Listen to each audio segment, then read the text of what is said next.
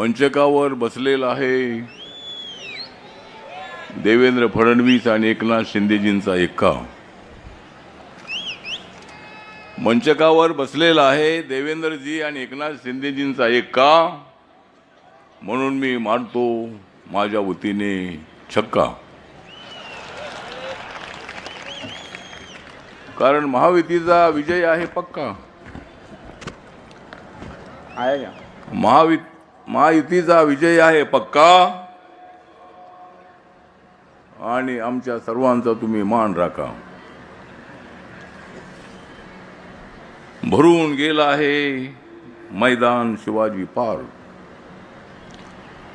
भरून गेलेला आहे मैदान शिवाजी पार्क। मी महायुतीला देतो 150 मार्क।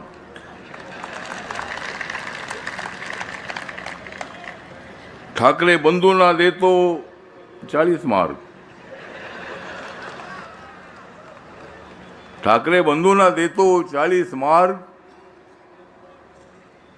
काँग्रेसला देतो 30 मार्क आणि बाकीचे सगळे आमचे मार्क।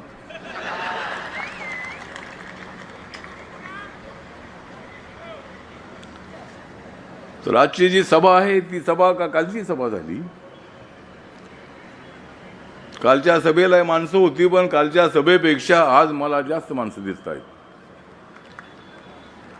त्या महायुतीच्या सभेला मुंबईतून, सगळ्या वार्डातून, प्रभागातून या ठिकाणी मोठ्या संख्येने आपण आलेले आहात।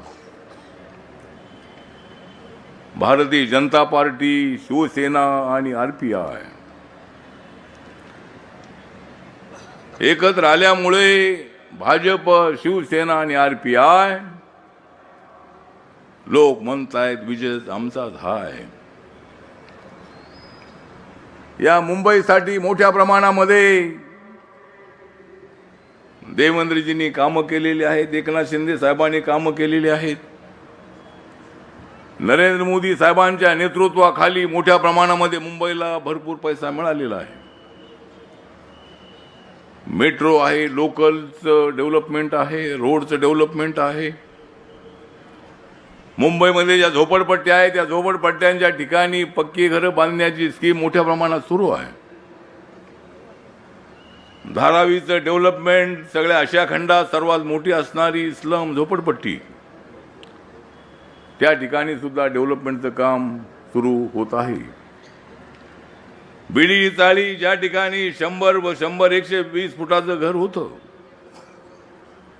त्या ठिकाणी भव्य अशा पद्धतीच्या इमारती उभ्या राहत आहेत। गरीब माणूस जो आहे तो झोपडपट्टीत राहणार आहे, त्या माणसाला पक्का घर देण्याची आमची पक्की स्कीम आहे। मी सांगतो की महायुतीची मुंबईमध्ये येणार आहे सत्ता। महायुतीचीच मुंबईमध्ये येणार आहे सत्ता आणि ठाकरे बंधूंचा उडून जाणार आहे पत्ता।